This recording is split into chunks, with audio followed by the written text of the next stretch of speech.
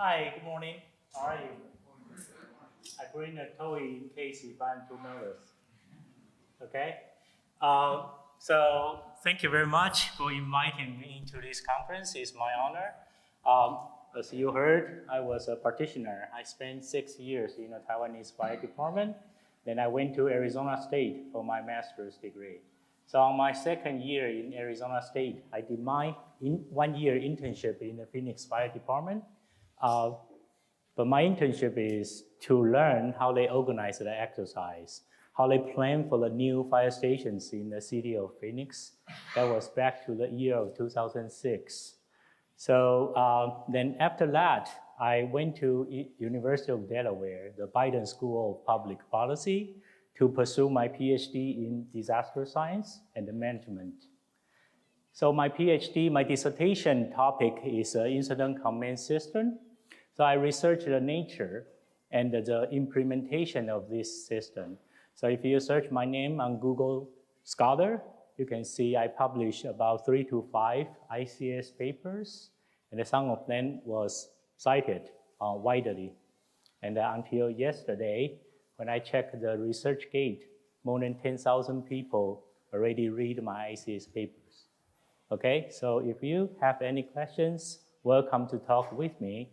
And we also run a booth. My university, my department run a booth in an exhibition hall. So welcome, I will be there. So welcome to ask any questions. Okay, that is a brief introduction of me.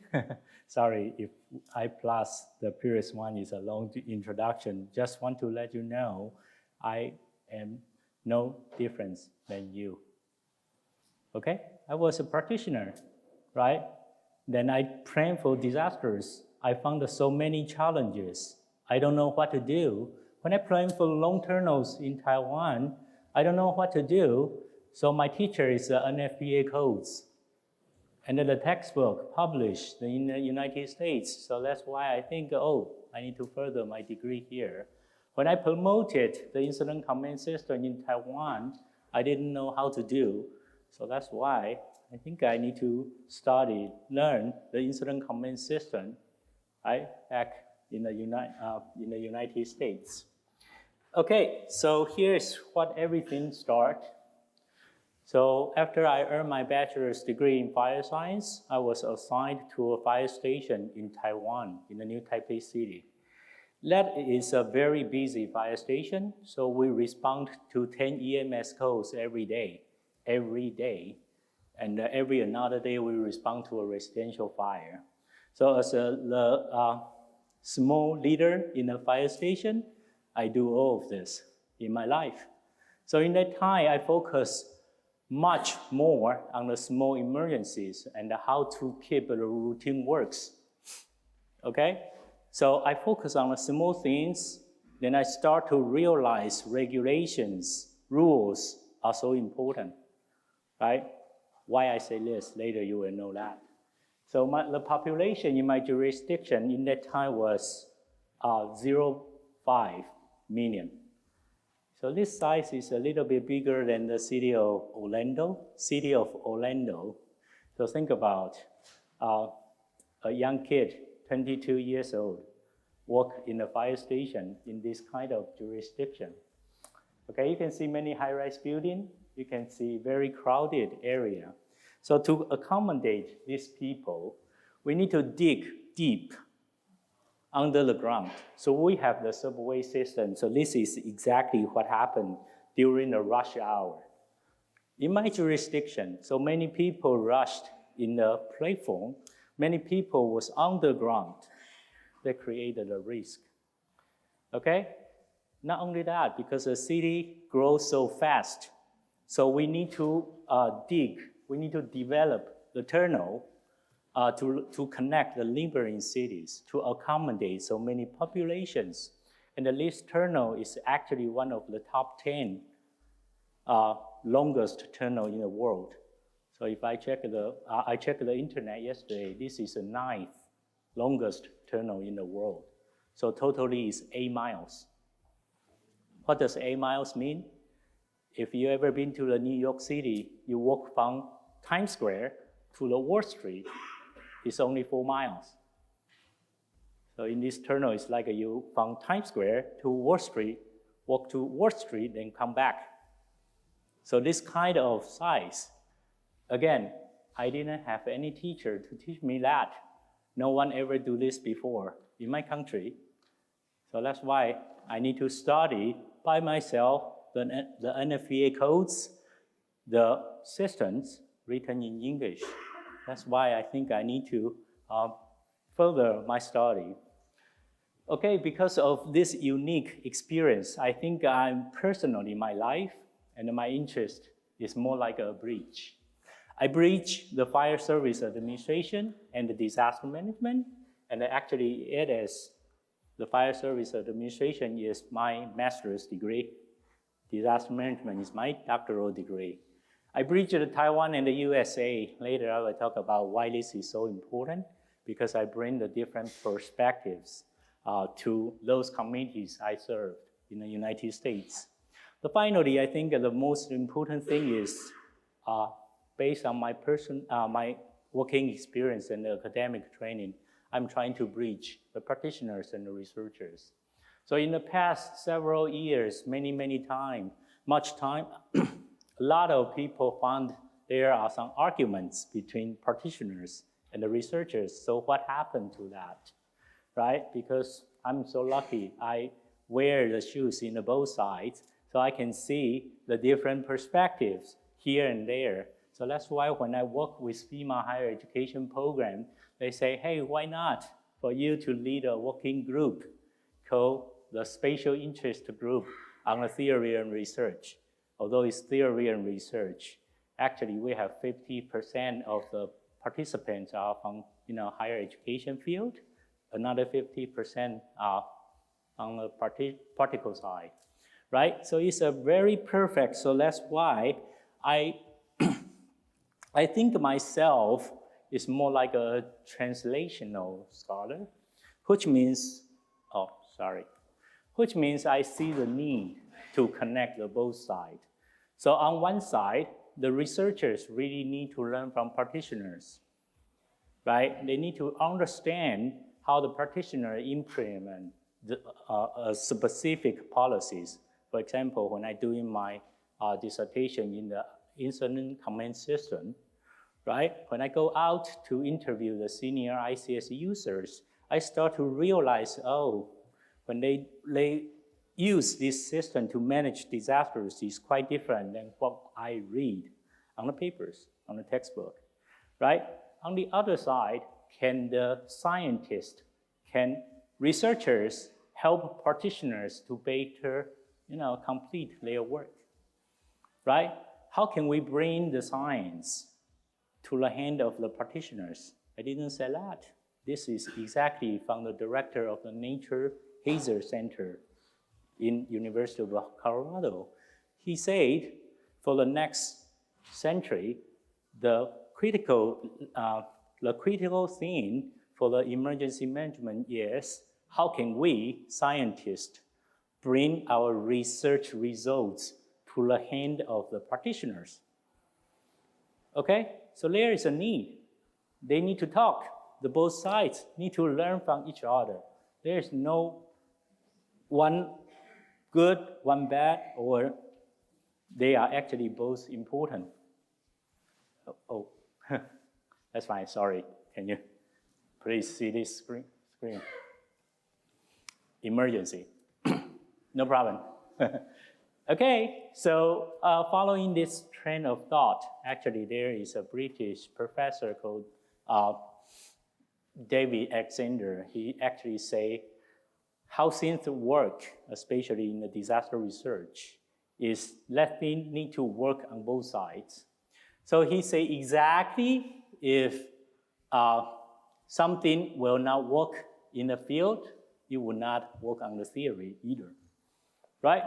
So come on, a lot of researchers tell you, hey, what you're doing is wrong because it's not based on the theory. No, right?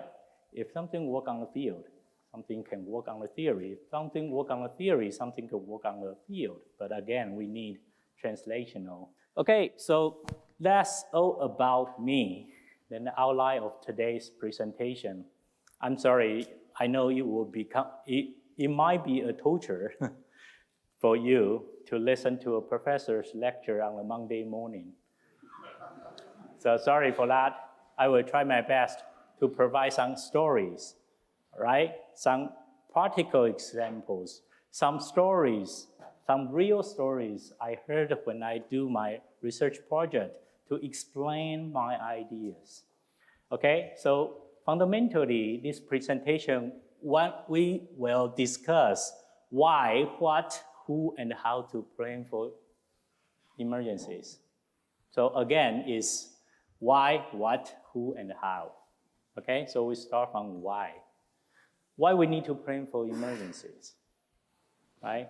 Think about in the past couple hundred years, right? In a very, very long time, our ancestors didn't plan for disasters. We still survive. We humans still survive until right now. So right now, why we need to plan for disasters? Okay, so let's need to come back to a very, very original ideas. It's called a comprehensive emergency management, right? So back to the 1980s, FEMA told us there are 4 phases of emergency management. The first one is mitigation. You mitigate the hazards of an emergency.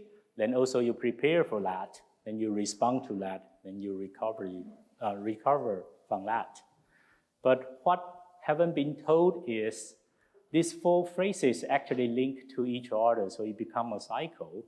So what it means, what you are doing in mitigation will influence your preparedness, right? What you prepare, how you prepare for disasters will influence how you respond to disasters. When you initiate the response activities, when you evacuate people from a high-rise building, your next thing is to think about how to relocate them in the shelters. So recovery also being influenced by response, right? So finally, after the shelter, you need to rebuild the community, right? When you rebuild the community, you need to do what? The urban planning processes. You don't want to rebuild your community in the disaster-prone area, right? Because it just wastes of your time. After 10 years, you have the same disaster again, right? So these 4 phases influence to each other. So mitigation influences your preparedness. Preparedness influence to your response. Response influence your recovery. And when you are doing recovery, that will influence how you mitigate from the hazard. It seems very simple, right? Let me give you 2 examples. Right, again, when I was a fire officer in Taiwan, 2004, I think, we start to realize there is a cool system called incident command system. So my fire chief say, hey, Ray, why don't you do some research and introduce this system to Taiwan? Right? So I tried very hard. I translated all the documents into Chinese. I have a lot of lectures, right? I teach everybody how to respond to disasters based on the incident command system structure, but eventually failed. Why? Because what you are doing in the preparedness and the response would be determined by the mitigation, right? Then would influence your recovery activities, which means we cannot just insert the flash drive called ICS here, right? To successfully implement a policy, we need to think about how can we start from the mitigation, then preparedness, then later recovery. So introducing the ICS to Taiwan is not just, put some elements, add some elements into the response or preparedness phrase. No, it actually will influence the whole cycle. What cycle? The comprehensive emergency management cycle. Okay, so this is one example. Another example is, since I become the professor, a lot of people reach out to me, ask me for the possible solutions because they think I was a practitioner. And then right now I have PhD. So I always talk to my students, if you don't know why you pay for PhD, I would say, okay, this title makes you look smart, but not necessary, because my wife always say, hey, even you got a PhD, sometimes it's not so smart. I admit for that, right? Just help you look smart, okay? So again, a director of safety in the Taipei 101 is about 86 floor in height. It was the highest building in Taiwan, in the world, right? 10 years ago, it was the highest building. Right now, it's the third highest building in the world. The director talked to me. He said, hey, Dr. Chen, I really want to improve. But the problem is, every year, if I invite a group of researchers, 10 professors will come up with 100 suggestions to me. So how can I do that? Right? Again, what's wrong with that? The problem is everything falls into this cycle, right? So a lot of professors maybe is a researcher in disaster response, so give you 10 suggestions, but he or she might ignore everything you do here would influence other 3 phrases, right? Everything you insert into the emergency management cycle that would automatically influence other parts, right? So there is no independent variable. Talk more academically.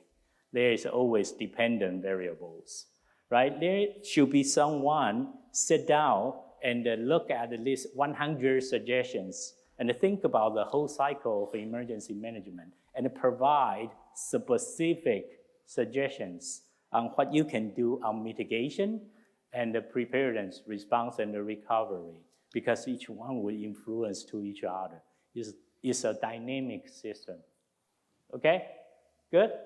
So again, starting from this theory, or in an emergency field, higher education field, we think it's very fundamental. Everybody needs to learn this in their lesson 1, the 4 phases of emergency management, the history of American emergency, history of the development of emergency management in the United States. Everybody needs to learn that comprehensive emergency management idea.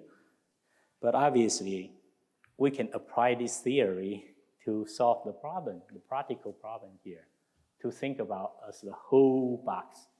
Okay, good. So if you can follow me, we look specifically in the disaster preparedness. There are 3 major components. Again, I look at the emergency management is like a chain of links.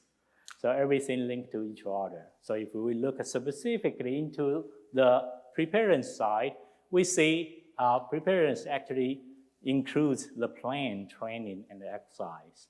So we have a plans first. Then based on these plans, we organize the training to our disaster responders.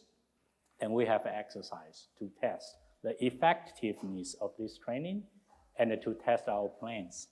Again, this seems very simple, right? So let me talk about some gaps, some possible problems.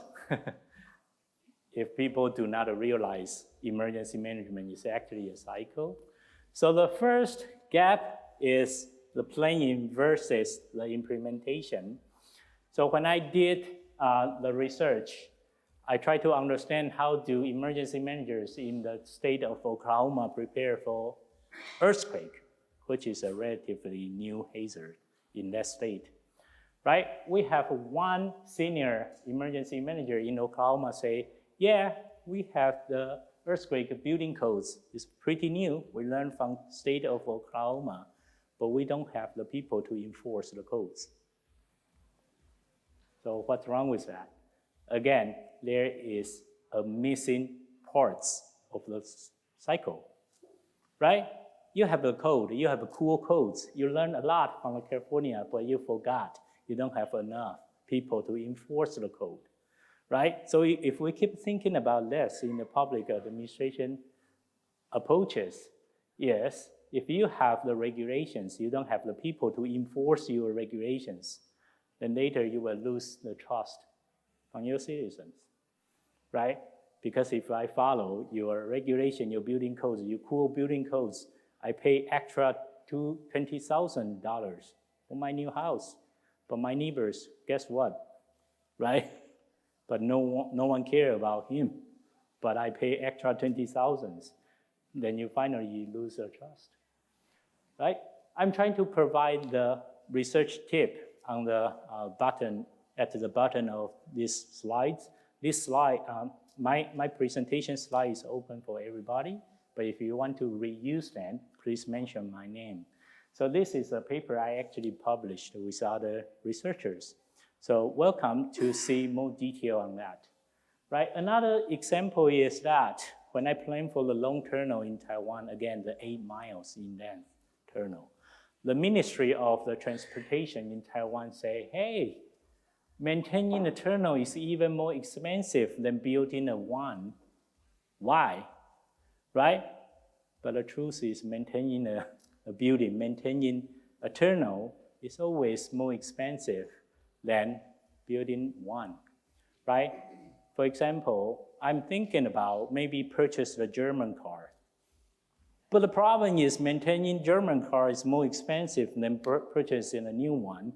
So one of my friends say, if you want to have the German car, you can rent for one, right? Don't buy it, right? So the same thing in higher education, the example is this, right? In higher education, on the campus, you can see the cool buildings, the big buildings with the big windows. But this kind of buildings cannot save energies, right? So once the successful alumni donate the fancy buildings, the universities need to pay the very, very high bills to maintain these buildings, right? See, there are so many windows. This was taken in my previous institute, Oklahoma State University. Think about in that kind of hot heat during the summertime, then you put everything in the window glass in this one, right? And also because of the donors might not understand how much you want to maintain this building, so they donate buildings with the fancy lobbies here. So see how small is these tables and chairs, right? So the fancy building might not meet the needs for the small groups discussions, might not meet needs for the younger generations because everybody now have a small screen on their pocket, right? They don't need to listen like us, right? They don't need to sit in a very big room, listen to a professor talk about emergency planning on a Monday morning. I'm sorry for that. They can easily check the YouTube, right? To get the information they need. So the younger generation might need more space like this, right? With smaller rooms.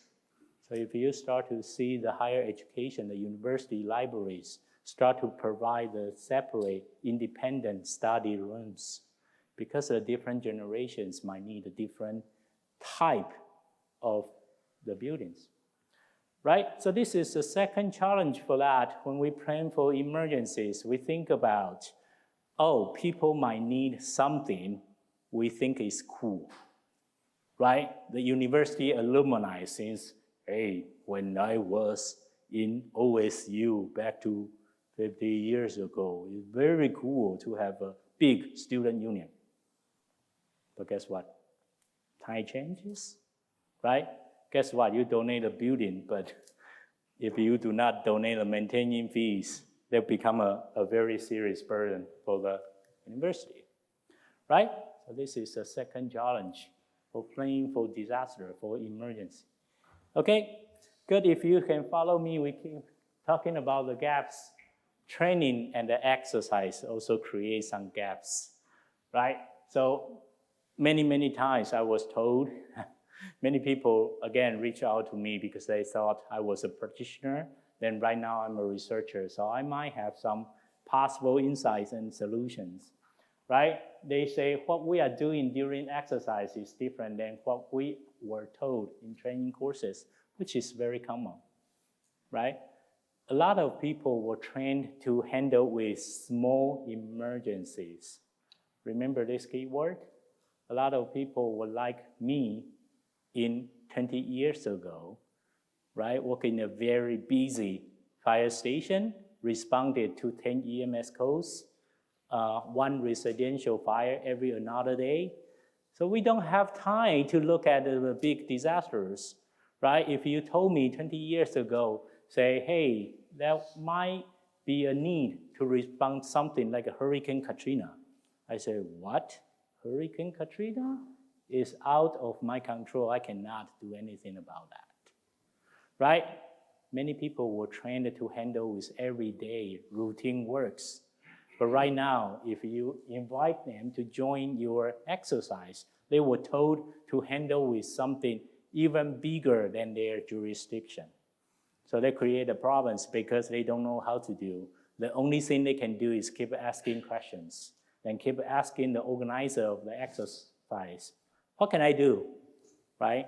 That creates another problem later I will talk about, right? So before I pursued my PhD, when I was a fire officer, I organized about 50 exercises, 50 exercises in my jurisdiction. So I start to see the typical scenarios. So what are the package people keep putting? What are the typical scenarios people keep saying about that? So I arranged into these 6 scenarios. So basically, we will put these scenarios. We will have high-rise building in fire, right? Then we have a mass evacuation. Then we will have like a medical station to do the simple triage, then transport people to the nearest hospital. Then we will have helicopter to save those people. If you look at the movie, right, about the skyscraper fires, at the end of the movie, there should be a helicopter. But as a professional firefighters, does helicopter really facilitate the high-rise building fire? No, right? But in the exercise in the movie, in order to make the scene more beautiful, right? So we need to have a lot of things unrealistic, okay? So guess what? Everybody, if they are not professional firefighters, professional emergency managers like you, start to tell themselves helicopter is necessary for every disaster response.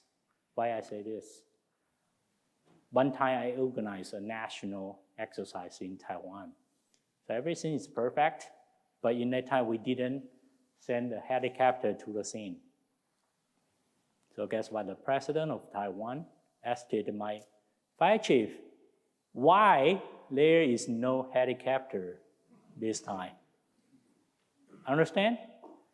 So this gap created the force, impression to the participants, to everybody join the exercise.